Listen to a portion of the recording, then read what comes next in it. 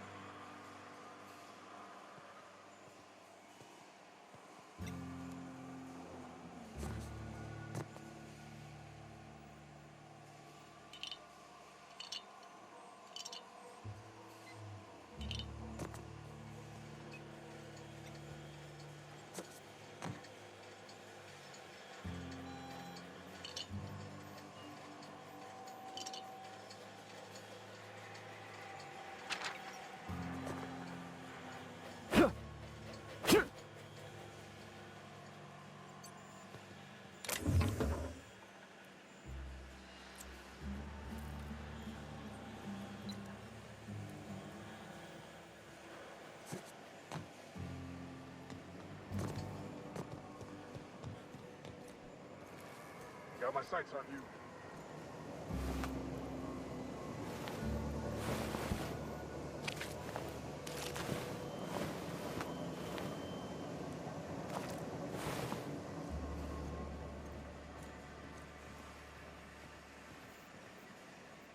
You the new worker? Whatever. Make it quick, tenderfoot. I'm busy.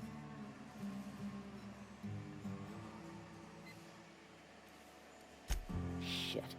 Silas still on about that. Here, take the fees. I'd appreciate it if you didn't tell Reed I was late on my payment. Because they're not my fees and not my gravesite. Guy I worked with shot himself. I paid the bill. If you're not familiar with board law, you ought to be. Law requires delinquent gravesite fees to be paid by the deceased party's closest living relative, which meant me. Shame, though. Eugene was a good worker. Woke up one morning and put a round through his upper story. Can't imagine why. The kid was doing all right at his desk. We all thought he was an upstanding receptionist. Just between the two of us, I'm pretty shocked his weapon didn't misfire. Spacer's Choice handguns aren't the most reliable. Eugene wasn't family.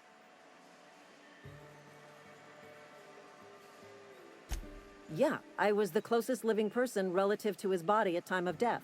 I'm the one who found him, you see, so I pay the fines. Suicide's a crime.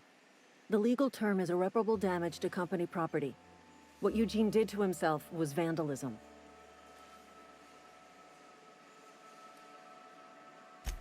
When one of your workers commits a crime, the entire town pays for it.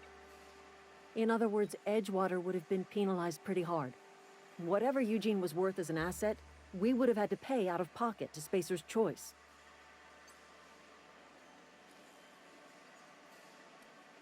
Look around. Edgewater ain't exactly swimming in luxury. We can't afford to pay the body price of a suicide.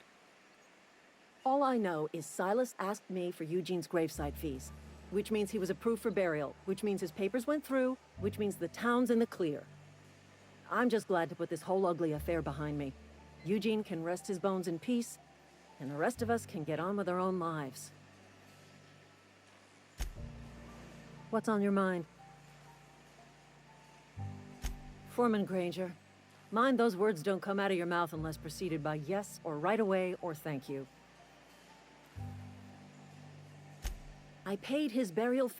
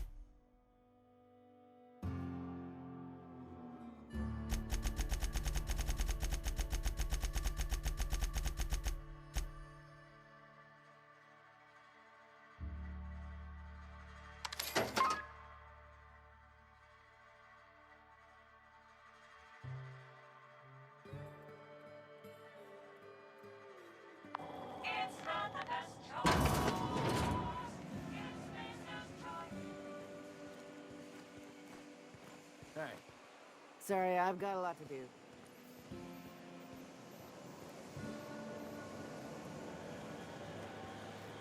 Just gotta keep our heads up. Just gotta keep our heads up. I don't have time for this.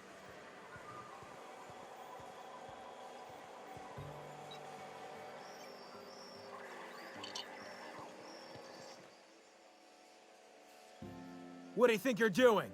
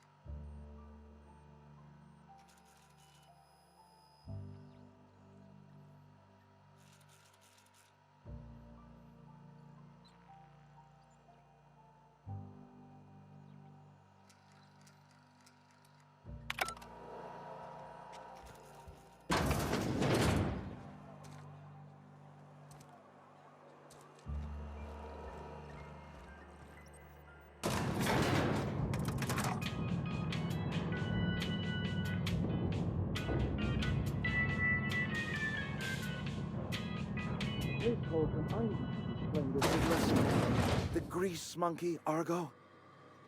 I'm sorry, Mr. Thompson, sir. You asked why it's taking so long to fix. The answer's technical. Don't apologize. Just try using small words for me.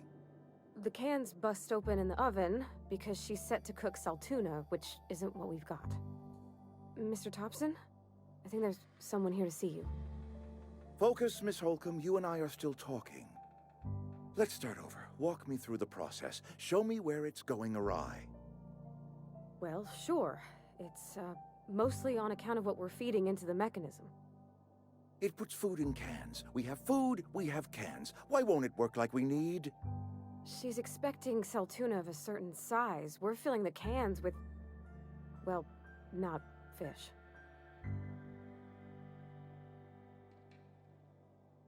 Seems we've got a guest.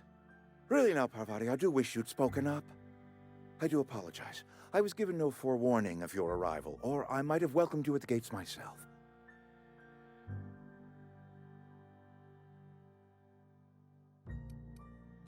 You were saying, Miss Holcomb. It's just what Bess needs is a proper refurbish. I can bandage her up and what all, but she's just old. Sorry, I'm sorry. I'll do better. And I do wish you'd stop referring to our cannery as Bess. Personification of company property is strictly contrary to the Spacer's Choice Code of Conduct. My apologies. I am not in the habit of allowing my guests to witness such a row. Now, what can I do for you?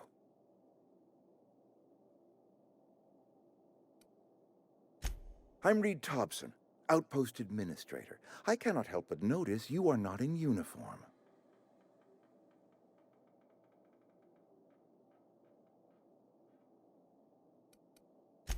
Of course not. I don't have that kind of luck. Seems I allowed my excitement to run away with my wits. Been a few seasons since we've had a visitor pass through. Only regulator we got is hooked up to the town transformer. Mr. Thompson ain't liable to be keen on dismantling it. I beg your pardon. I am most emphatically not keen on any such thing. I can't let you have our power regulator. But I happen to know of another one. And I happen to know exactly how you may retrieve it without frying yourself in the process.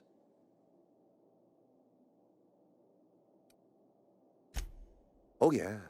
Saw someone put his hands on a regulator while the power was running. His legs were still twitching when we buried him. There's a power regulator in the old botanical lab. It's mostly abandoned, so all that power is being squandered. Go down to the geothermal plant. Reroute power from the Botanical District over to us. Once their power's shut down, you can have their regulator and be along on your way. I was not entirely sure how to tell you this. The botanical labs are not legally inhabited, but there are people who live there.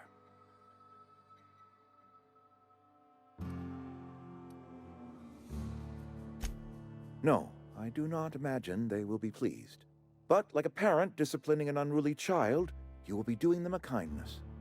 The people living in the botanical labs, they're deserters, former workers. I need them back at their posts. I need them to come home.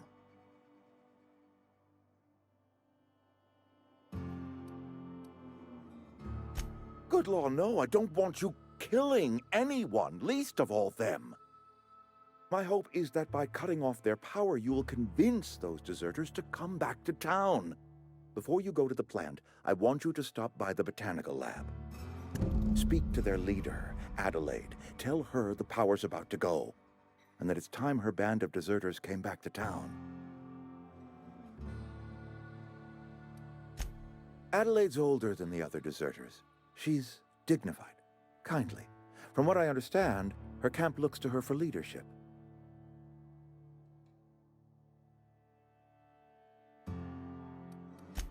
I am asking you to help us survive. Edgewater needs more workers or we will collapse. We belong to one community, the Spacer's Choice family. If we dissolve into factions, then we will all perish separately. Adelaide will understand that. My dad told me all about the plant. Taught me all he knew. I could come in useful. I mean, if that's all right with you, Mr. Thompson. Sir. I hesitate to part ways with Miss Holcomb, but I cannot deny that she is talented and may prove useful to you. You will need an administrative passcode in order to enter the plant. I am trusting you with mine, and trusting Miss Holcomb to guide you if you'd like. Great! I got my wrenches and diagnosticators and hairpins and engine tape, so I'm all set. Well, I am glad to hear that. Best of luck to you, and thank you again for your help. It is a lot to ask of a stranger, I know.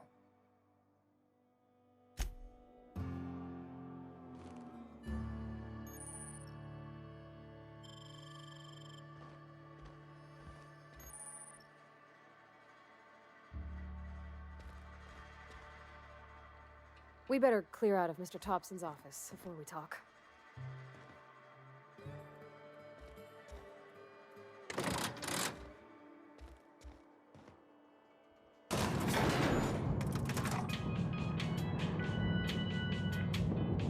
We better clear out of Mr. Thompson's office before we talk.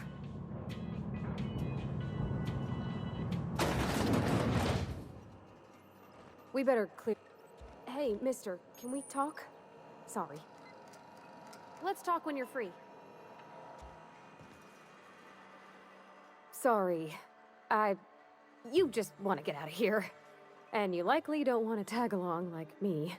It's just... Mr. Thompson has his own view on matters, on account of it's his job and what all, but that's not the only side of the tale.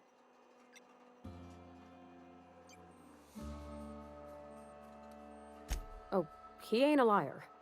He believes every word he says. It's just, he doesn't always get where other folk are talking from. To Mr. Thompson, a person's a gear. It does its job quiet-like. If it squeaks or stutters, it gets replaced. The deserters are decent folk. I knew some of them before they left.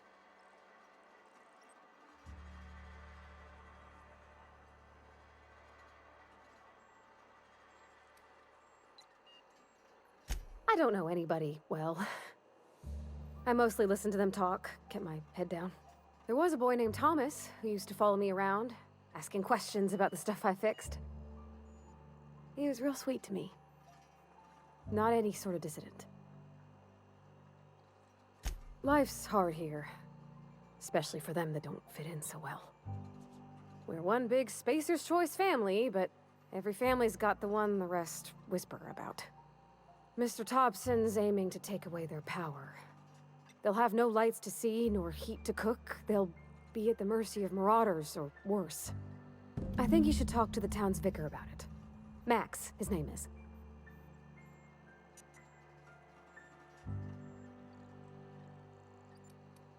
The mission's on the east side of town.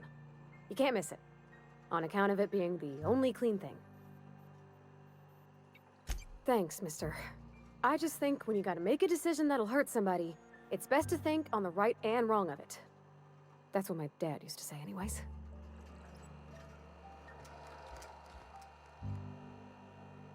I'm going. On my way.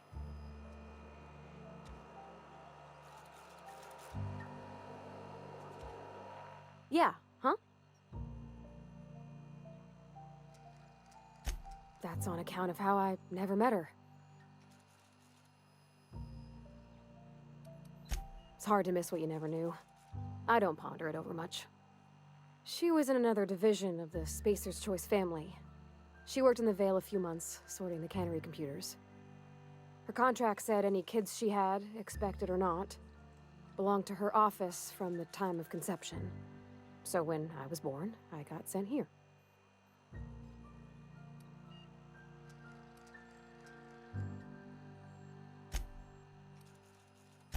It's sensible. Dad just fixed machines. She did some kind of crazy math, high-level stuff. Better to raise me on his time than hers.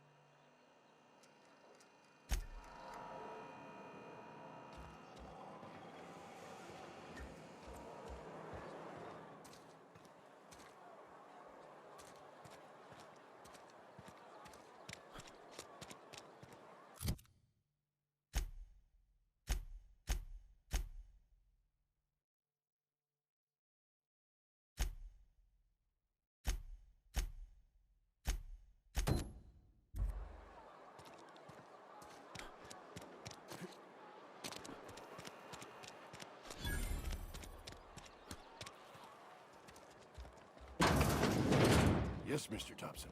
I'm fine, Mr. Thompson. Whoa, did Mr. Thompson send you? Well, you tell Mr. Thompson I'll be right at my post. Tomorrow. Bright and early tomorrow. Because I'm definitely not plagued. As spry as a spring chicken. That's old Abernathy.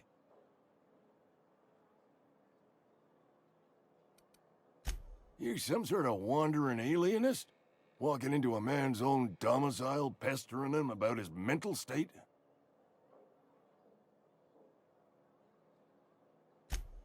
What? No. I mean, I might be. That depends on who's asking.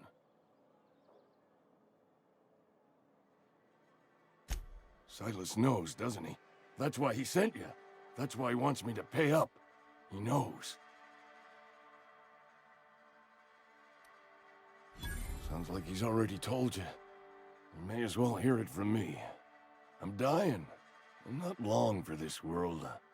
The date of my expiration is fast approaching, and soon I shall be ushered through the great cannery in the skies. Don't say that, Mr. Abernathy. You still got a couple decades in you. I'd steer clear, Ms. Holcomb. My affliction's bound to be contagious.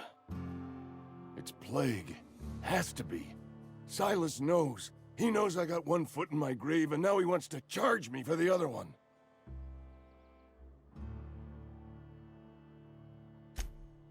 You are? Oh, wow. First time anyone's ever told me that. I'll pay your fees. I don't want any trouble from Silas. But if you could see a way to freelancing for me, I could really use the help. There's a cache of anthracillin tucked away in the old community center. Powerful stuff. Stronger than what we got, anyway. I need you to break in, nab that medicine, and bring it back to me. You oblige me with your haste. I think I feel the plague spreading. Oh, Law, it's in my spleen now. I can feel it. Just keep your head down when you're in there. Marauders have taken over. Probably tracking mud all over the archives. I know that. but I got nobody else to turn to. Reed would have wrote me up. Constable would have locked me up and wrote me up. Could have gone to see the good vicar, but I never did find my courage.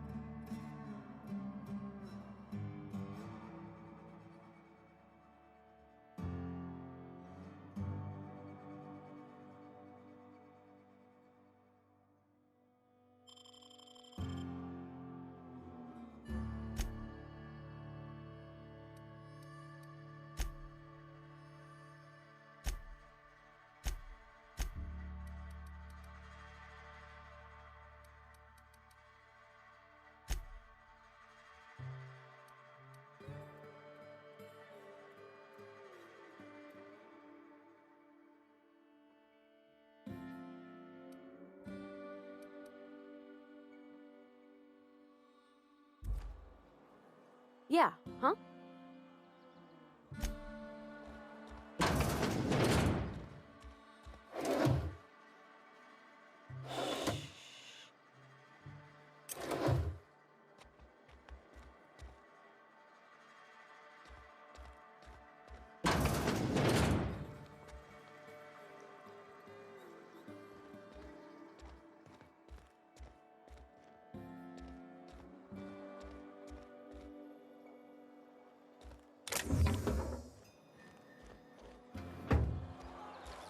You're making a mistake working for Abernathy.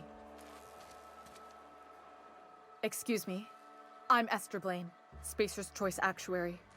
I overheard your talk with Abernathy. I hope you're not thinking about getting him that medicine. Abernathy is a well-known hypochondriac. Anthracillin is wasted on him. You're better off selling it to me instead. All I'm saying is Abernathy's worked in this town longer than some of us been alive. How do I put this gently? He's got a lot of cobwebs up in his attic. I probably shouldn't tell you. Don't want you implicated for what I'm trying to do. All right, here's a summary. A lot of sick people in this town, and we don't have the medicine to treat them all. Can't reach out to corporate without crossing a river of red tape, so I'm reaching out to you.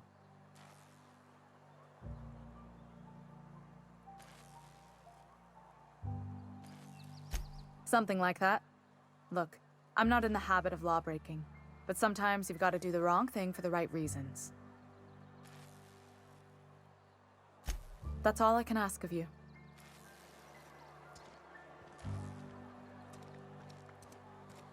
Friend of mine died a couple weeks back. Still ain't past it. We should keep our voices down.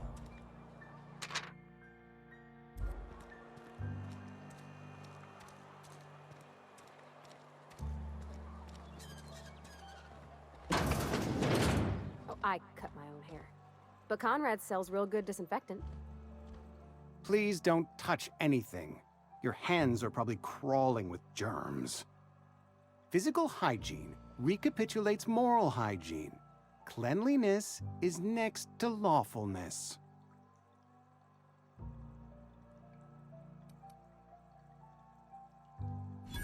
No, thank you. That's quite all right.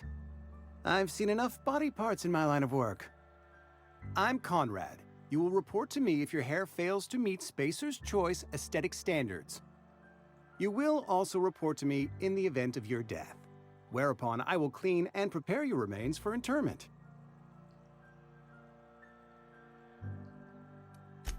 Burial, in the unfortunate event of a fatality. It's what a barber does. We make you presentable. Ah, gravesite fees. Silas and I had talked about this at length. I thought I'd made it clear my pecuniary situation precludes the necessary restitutions. As broke as pie crust, friend. Bitless, indigent, destitute. I simply cannot afford it. I am a blemish on the prosperity of our fair settlement. When I expire, I expect Silas to toss my body into a ditch.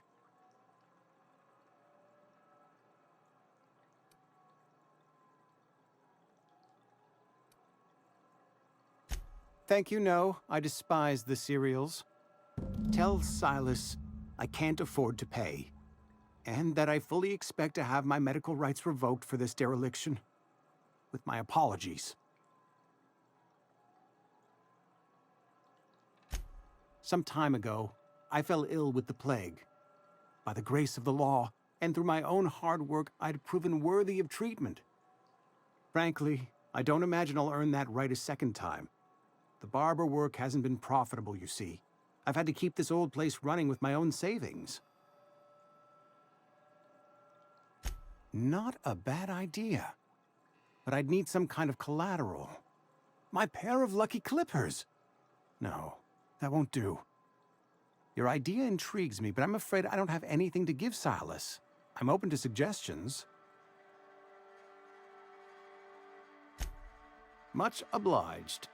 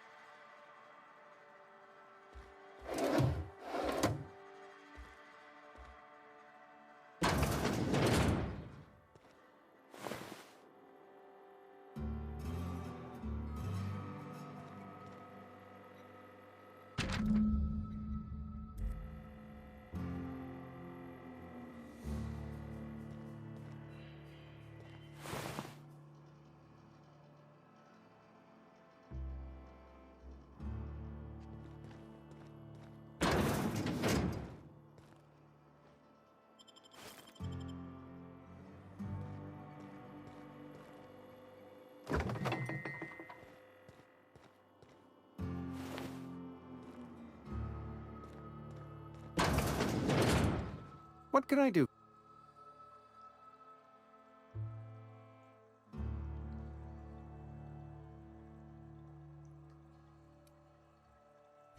Oh? Am I in the company of a fellow doctor?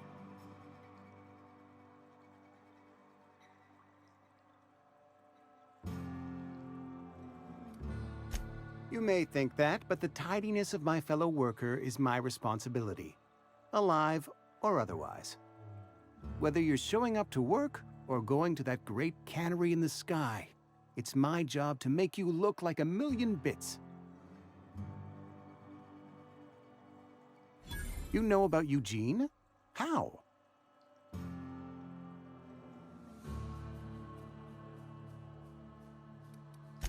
You were probably poking around my things. I really shouldn't leave my letters sitting out in the open. Eugene's golden teeth were a family heirloom, representing 3 generations of poor dental hygiene. He took them to his grave. That's unthinkable. Eugene's body and all rare earth minerals contained therein are solely the property of Spacer's Choice. I can't ask Silas to dig up a man's body and pry a few teeth loose from his jaw just to pay my bills. Can I? Are you asking rhetorically? Because if you're being serious... Ugh, gross. Desperate measures, Miss Holcomb. Desperate measures. I'm going to have to ask Silas to dig up those teeth. It's the only way I'm paying my gravesite fees. I'm sure that I have no other choice. Here you are. Gravesite papers affixed with my signature and an IOU. Eugene was not a suicide. He put a bullet in his brain, yes, but that's largely a technicality. I was the one who prepared Eugene's body for interment. I discovered symptoms of the plague on his corpse, and I discovered medicine in his pocket. Lots of medicine. Eugene overdosed on adrenatime, which is known to cause psychosis and paranoia as possible side effects. The paranoia drove him to take his own life.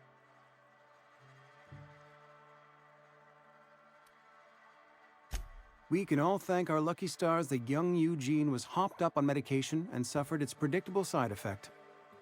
I included it all in my official report. I'd like to think I saved Edgewater a great deal of money. We never could have paid the fines associated with the suicide.